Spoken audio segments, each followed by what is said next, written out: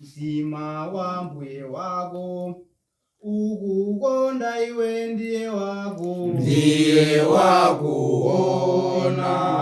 wopirira mtima wa mbuye wako ukukonda iwe ndiye wakuona wopirira mtima wa mbuye wako ukukonda iwe. Tikulandireni ku programu yathu ino imene tizikhala tikukamba fundo zofunikira pa moyo wathu wa tsiku ndi tsiku. Makamaka fundo zimenezi ni zokhudza buku lopatulika kapena zochokera mu buku lopatulika limene lili Baibulo. Pa dziko lapansi pano pali anthu ambiri amene timadziwa ndithu kuti Baibulo ndi lochokera kwa Mulungu, ndipo timafunitsitsa ndithu kuti nthawi zonse tichita chifuniro cha Mulungu. Koma nthawi zina chifuniro cha Mulungu chimatikanika kuti tichichite chifukwa chonena kuti zinthu zina zimene Mulungu amatiuza kuti tichite sitimazidziwa kapena ina timasankha kusazichita ngakhale tikuzidziwa. Pa programu yathu ya tsiku la lero muli ndine Vinjero Gondwe, ndiponso ndili ndi m'bale wanganso apa Namani Kamalunje. Pa tsiku la lero tikhala tikukambira naso pa programu imeneyi pa mutu wokhudza ubatizo. Pamene tatchula za ubatizo ndi kumene pali anthu ambiri amene tinamvapo za ubatizo, koma ziko zotheka zimene tinamva sizochokera mawu a Mulungu, kapena tinamva zochokera mawu a Mulungu koma mwina sitinachitepo kanthu. Ndikupempheni mukhale pomwepo pamene tikhale tikukambirana za mutu umene wa ubatizo, kuti mwina nanunso zikatha kukuthandizirani mukatha kupanga chiganizo choyenerera.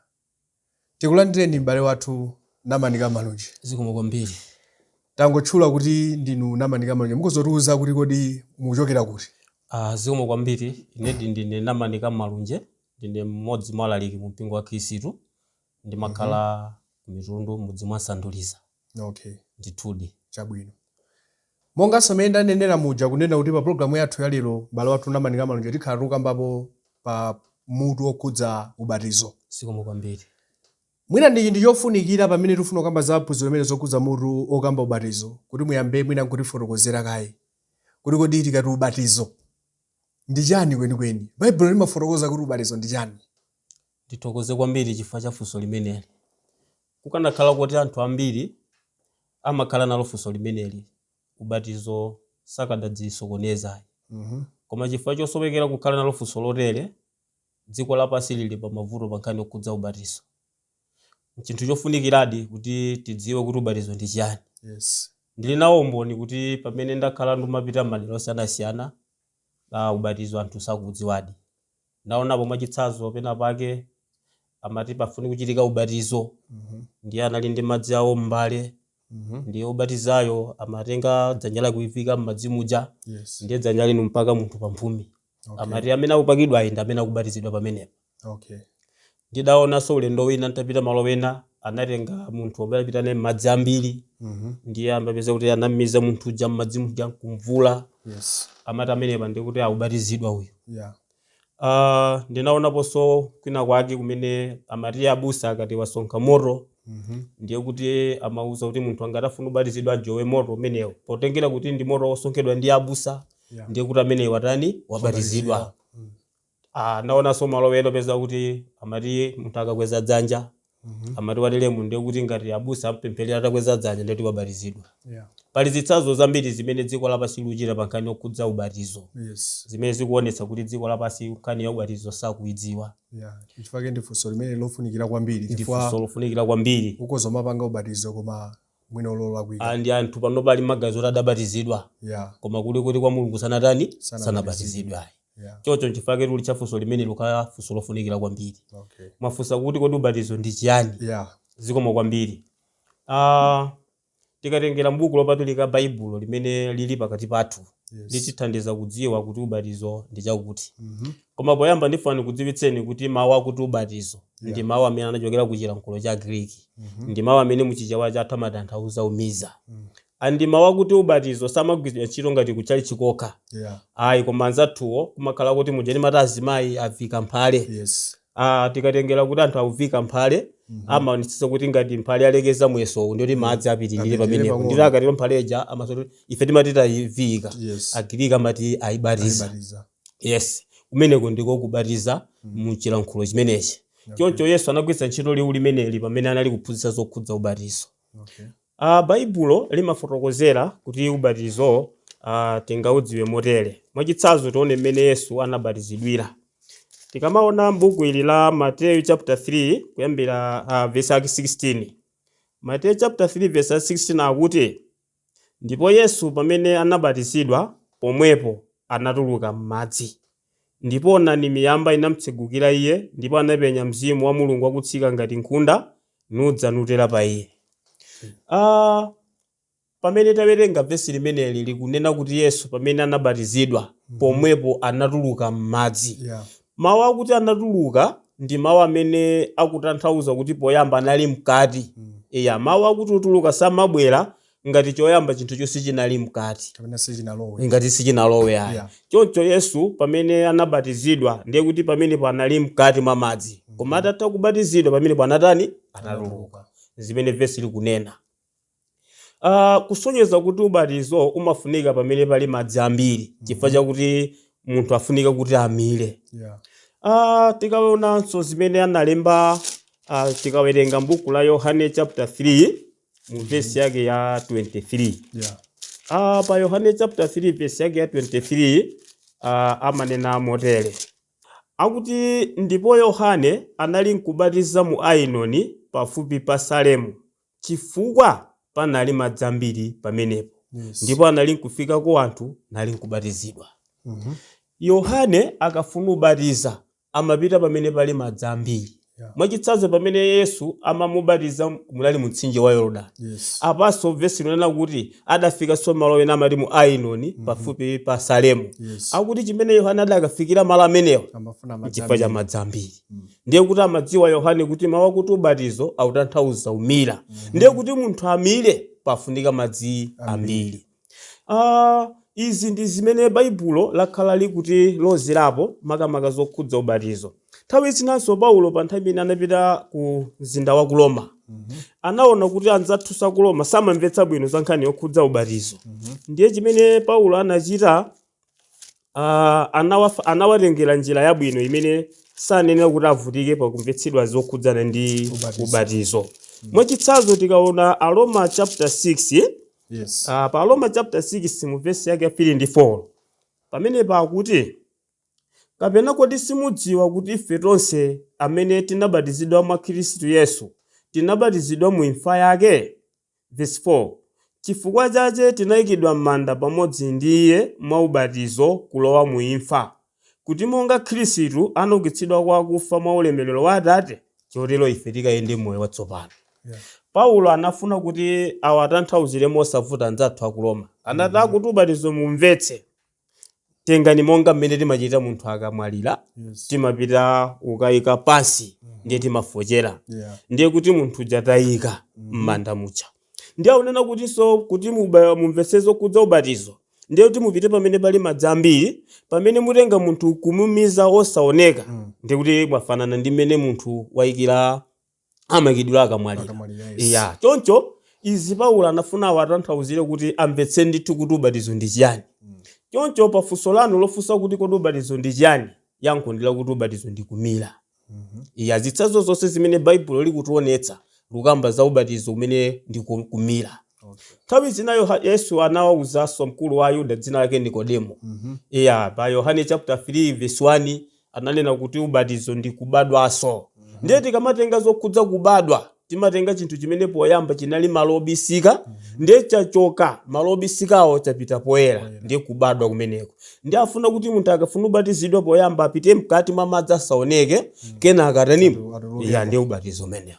Choncho ubatizo ndi umenewo umene uli monga mwa malembo umene Mulungu ndithu akuyembekezera kuti munthu akati wachita zimenezo ndiye kuti wabatizidwa.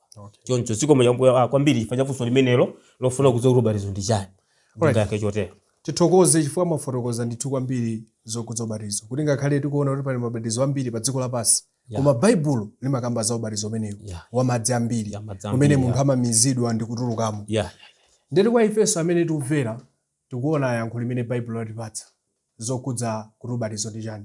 Mukozokhala mlali ndi yankho lanu, koma baibulo likunena kuti ubatizo ndi omiza wamadzi ambiri.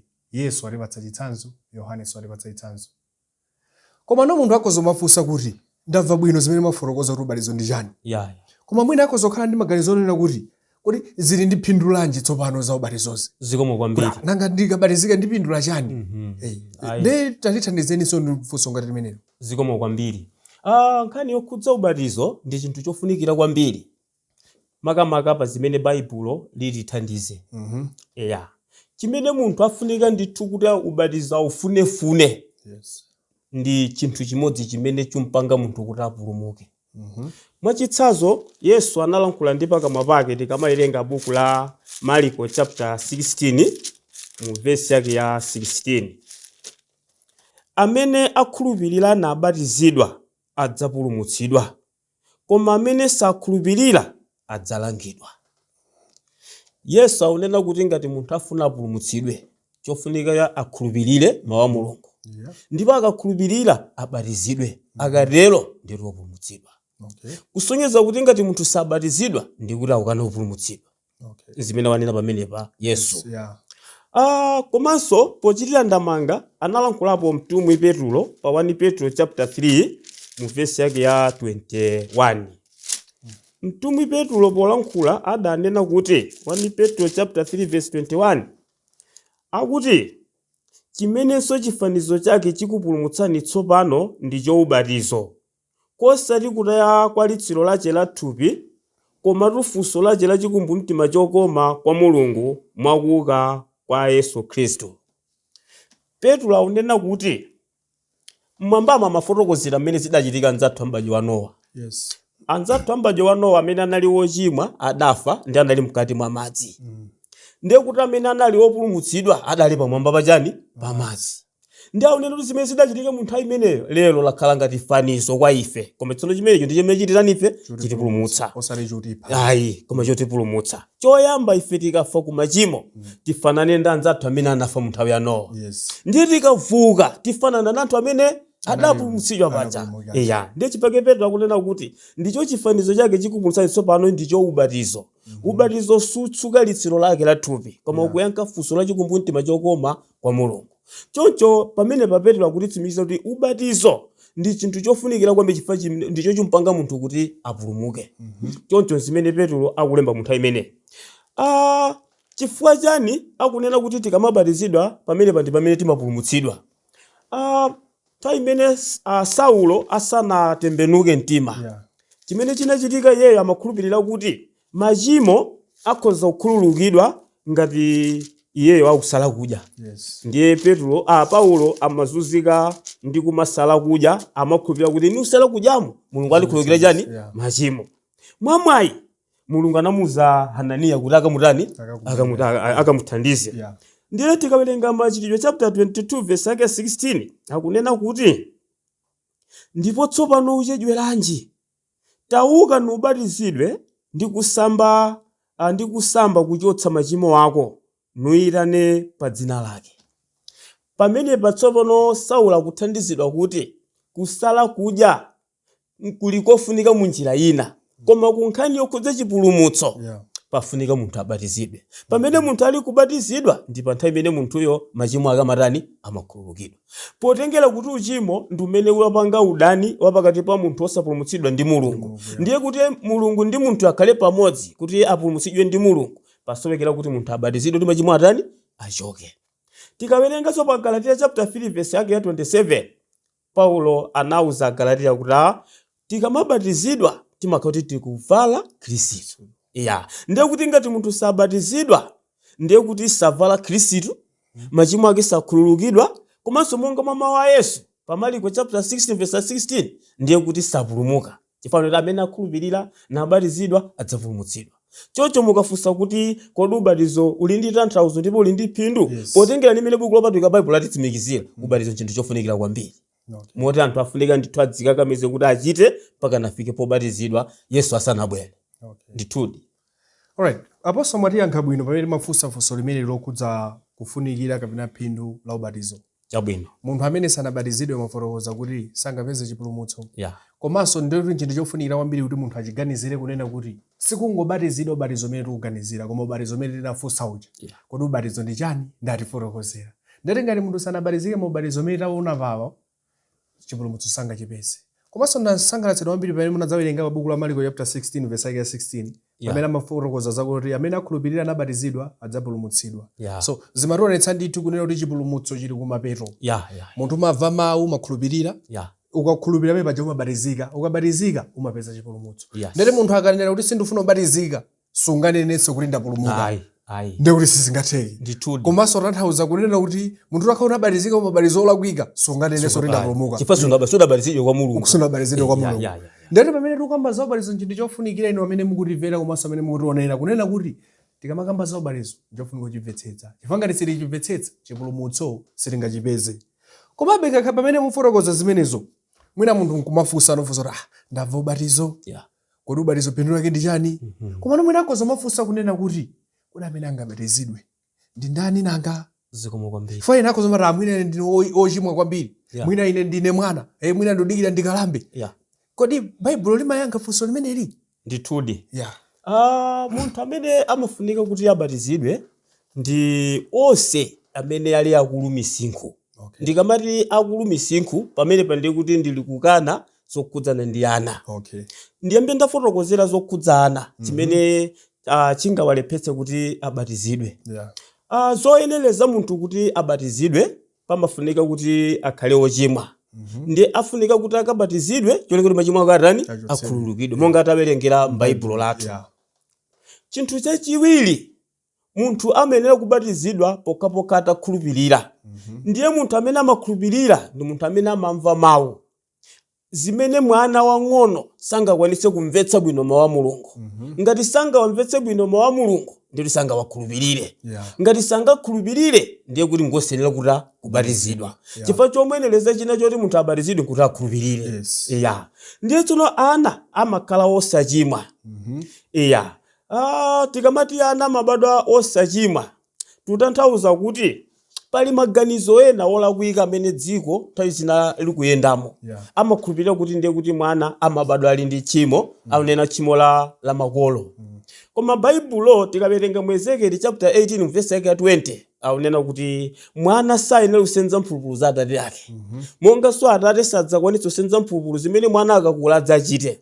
Koma moyo khochimwawo ndi umene udzatani udzafa. Pamene papa kusonyeza kuti mwana sangakhale ochimwa chifukwa chakuti tchimo anachita ndi makolo ake. Choncho pa chifukwa chimenechi sizoona kuti mwana amakhala ochimwa. Pa Genesis chapter 8 mu verse yake 21 amanena kuti tchimo munthu amayamba akafika pa size ya unyamata. Pamene maganizo afika potseguka wayamba kudziwa kusiyanitsa pakati pa chabwino ndicho choyipa. Ndiye ngati wachidziwa ndiye iwe kuleka chabwino nuchita choyipa pamene pa Mulungu amamba kuti ukuwerengera uchimo. Nchifukwa pa 1 Yohane chapter 3 verse 4 akutsimikiza kuti tikamati tchimo ndi kusaweruzika. Ndiye mwana wang'ono amene sadziwa kalikonse Mulungu samuwerengera uchimo. Ndipo mwachitsanzo chimene chinampangisa kuti Yesu atabwera tikamawerenga buku la Marko chapter 10. Pa Marko chapter 10 mu verse yake ya 13 tipeza chimene chinachitika pa nthawi imeneyi. Marko chapter 10 mu verse yake ya uyambira verse ya 13 akutere. Akuti Yesu adalitsa Tiana ndipo anali nkudza nato kwa iye Tiana kuti akatikhudze. Ndipo ophunzirawo anawadzudzula. Koma pamene Yesu anaona anakwiya ndipo anati kwa iwo, lolani Tiana tidze kwa ine, musatiletse, pakuti ufumu wa Mulungu uli watotere. Ndithu ndinena ndinu, munthu aliyense wosalandira ufumu wa Mulungu ngati kamwana sadzalowa mokonse. Ndipo iye anatiyangata natidalitsa ndi kuyika manja ake pa ito. Yesu tsiku lina ali pa dziko lapansi pano paja amayenda ndi ophunzira ake. Ndiye ana amabwera kuti adzaonane ndi Yesu ndi ophunzira amawawo psanacho kuti musabwere kuno. Pamene Yesu anacheuka adaona kuti ophunzira watanganidwa kubweza ana. Ndi Yesu adakwiya kwambiri. Musawaletse wana kudza kwa ine, tawalolani. Ndi ophunzira adapereka mpata anadza anabwera pamene panali Yesu. Ndiye Yesu adatenga manja ake nayika pa wanawo nawadalitsa. Mawu ochokera mkamwa mwa Yesu pa nthawi imene amati ndikutsimikizireni kuti ono ake ufumu wa Mulungu ndi awa. Chifukwa chani Yesu amanena kuti ono ake ufumu wa Mulungu ndi awa? Chifukwa anali osachimwa. Tidziwe kuti Adamu ndi Eva asanachimwa anali ndi mwayi okhala munda wa Edeni. Koma nthawi imene adachimwa Mulungu adawayingitsa mufumuja. Ndiye kuti mufumu wa Mulungu simufunika munthu otani ochimwa. Koma Yesu pobwera unena kuti ono ake oyenera kukhala mufumu wa Mulungu ndi ana. Ndiye chifukwa chake ana Yesu adayika manja ake nawadalitsa. Mwina pamene pandifanso ndikulongosoleni bwino kuti tikamati kudalitsa si kubatiza. Pali kudalitsa ndi kubatiza ndi zinthu ziwiri zosiyana.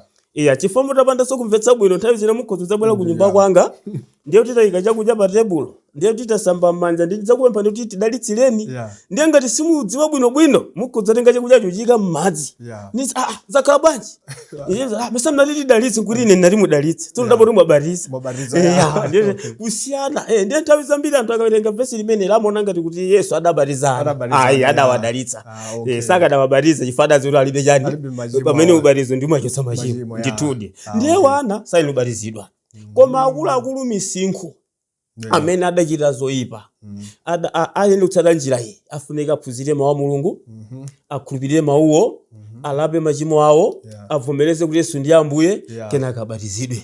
Kuti ubatizo ndi wakulu misinkhu munjira imene nditudi ndimene buku lopatulika Baibulo limanenera. Alright, tithokoze chifukwa ndimene lonso ndifunso amene anthu timakhala nalo.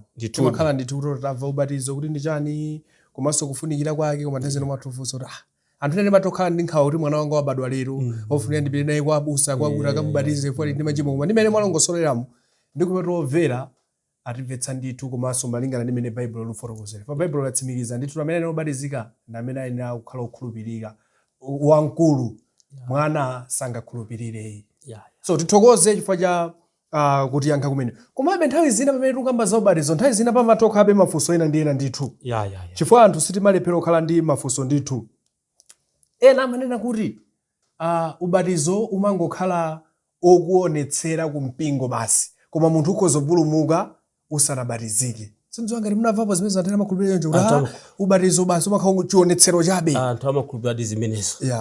Like kuti amafuna kutanthauza kuti munthu ukhoza kusankha kubatizika pena osabatizika chifukwa uchongofunika njoti ukhoza kupulumutsidwa osanabatizidwe. Mukhoza kuwonjezera murani msomwene. Zikomo kwambiri. Baibulo lationetsa pa Marko chapter 16 mwina tiwerengeso. Marko chapter 16 mu verse yake ya 16 pamene pa akutere amene akhulupirira na abatizidwa adzapulumutsidwa koma amene sakhulupirira adzalangidwa. Kulankhula kwa Yesu pamene pa afuna nthawi zoti choyamba munthu tikhulupirire kenaka tibatizidwe kenaka ndi tipulumutsidwa. Mundimvetsepo fundo iyi. Timamva mwina munamvapo kuti chipulumutso ndi chisomo. Tikamati chisomo ndi chinthu chimene anthu apatsidwa kapena munthu apatsidwa kosanagwirire ntchito.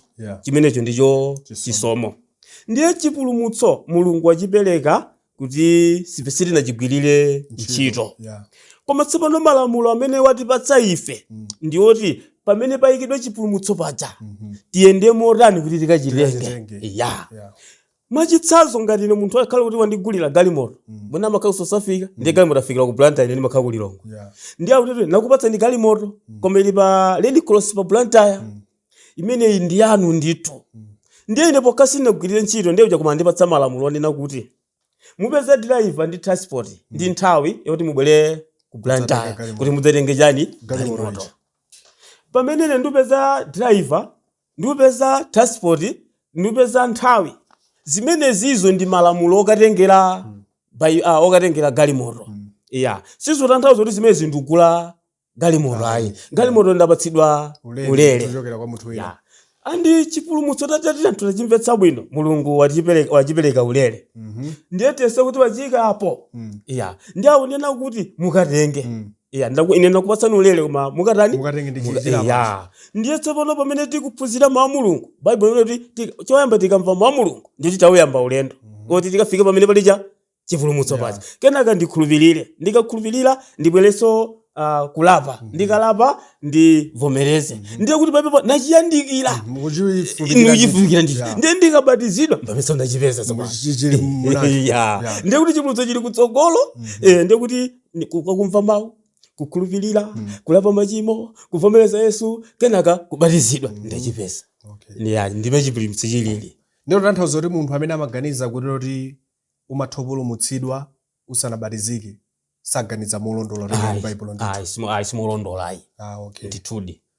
Takhala ndi nthawi yathu yochepa koma ndiyofunikiranso kuti titothanizana pa nkhani mutitsegulira buku la Luka chapter chake cha 23 nkhaniyo timayipeza pa verse yake ya 39 mpaka verse yake ya 43 chabwino pamene patimapezapo nkhani ya mbala pa mtanda mwinaso ndi nkhani ina anthu ubatizo ngosafunikira nanga mbalayi bwanji apa inapulumutsidwa osabatizidwa ndeni munena kuti ubatizo ndi wachani ite nthawi yathu yatha komabe tili ndi almost 3 minutes hapo mukhoza kutithandiza motani kuti timvetsetse nkhani imeneyi. Zikomo kwambiri kuti timvetse mwachangu ndikonena kuti Bible ili nthawi zitatu pali nthawi ya makolo nthawi ya Mose ndi nthawi ya Yesu ife tili nthawi ya Yesu apapo tapambana ndi nthawi ya Mose nthawi ya Mose nemba pa phiri la Sinai idadzalekeza pamene Yesu amafa pa mtanda ndiye kuti mwachitsanzo monga tili pano ine ndikafa ngati Yesu ndiye kuti chilamulo cha kale chatani chatha pa Kolose chapter 2 verse 14 ndiye tsopano ino ndiye ndikuperekezeni ngati mbala yapa pantanda ndiye kuti choyamba inu mukalapa ineyo ngati mwalapa ine nkufa ndiye kuti pamene pa chipangano chakale chapita ndiye kuti zikutanthauza kuti inu mwalapa pansi pa chilamulo cha Mose ndiye pamene Yesu wauka kwa akufa uku ndipene kuti chipangano chatsopano kumene kuko ndiye malamulo ndiwoti anthu abatizidwe ndiye kuti opa mtanda adasemphana ndi nthawi ya ubatizo nchifukwa pa Mateyu chapter 2 pamanena kuti amene adabatizidwa tsiku limene amene adalapa pamenepa ndi otembenuka mtima woyamba koma tikatenga chimene chidayambira kuchitika nchakulapa kwa mtanda koma Luka polemba wanena kuti otembenuka mtima woyamba ndi amene adachitika pa Mateyu chapter 2 so zatheka bwanji ndi aunena otembenuka mtima woyamba mu chipangano cha Yesu chatsopano chifukwa amene adalapa pa mtanda uja ndi otseka chitseko mchipangano chakale moti lero munthu sangalape pa mtanda ngati adachita munthu uja kapena sangapulumukire opanda ubatizo ife tukakamiza kuti batizidwe chokera tsiku limene adabatizidwa anthu tsiku la Pentekoste mzinda wa Yerusalemu adatsakulira kuti anthu ofuna kupulumutsidwa ayenera kubatizidwa mpaka kudzafika tsiku lobwera kwa ndani kwa Yesu ndithudi nimene nkhani imeneja anthu isapusitse ije ndi nkhani ya chipangano chakale foyena kamava amati udzakhala ndine mparadizo amati basi ubatizo ngosafunika uyanango uzidwa mawawo ndi pansi pa chilamulo cha Mose adangutala pa munthu uja Yesu nkumachikhomera pa mtanda cha chilamulo cha Mose otseka chitseko kupulumukira pangano lakale ndi wapa mtanda uja otsakulira chipangano chatsopano pa Mateyu chapter 2 atamana batizidwa ndithu munthu singati sabatizidwa atsimikize ndithu tisakapulumuka tithokoze kwambiri mbale wathu mungokumbutsanso paja dzina chamwali ndani ine ndine Namanika Malunje kumenenso muchokera ndine mmodzi mwa alaliki mpingo wa Khristu ndimakhala kwa nsanduliza kumudzi dera la Mitundu kulilongo ndithu atsogoleri tiyamike kwambiri ifa cha mbale wathu Namanika Malunje amene watithandizira kutimvetsetsa paphunziro limeneli lokudza ubatizo mukhoza kukhala kuti munali ndi mafunso mukukhala zinthu zina nanunso simazimvetsetsa koma ndikhulupirira kuti mbale amenepo kugwiritsa ntchito buku lopatulika Baibulo watithandizira bwino tiyamikire ifa cha kumvetsera kwanu komanso ifa cha kuonera kwanu program imeneyi Mulungu akudalitseni ine amene ndimacheza ndi mbale Namanika Malunje dzina langa ndi Vinjero Gondwe kufikiranso nthawi ina Mulungu akudalitseni nonse amen.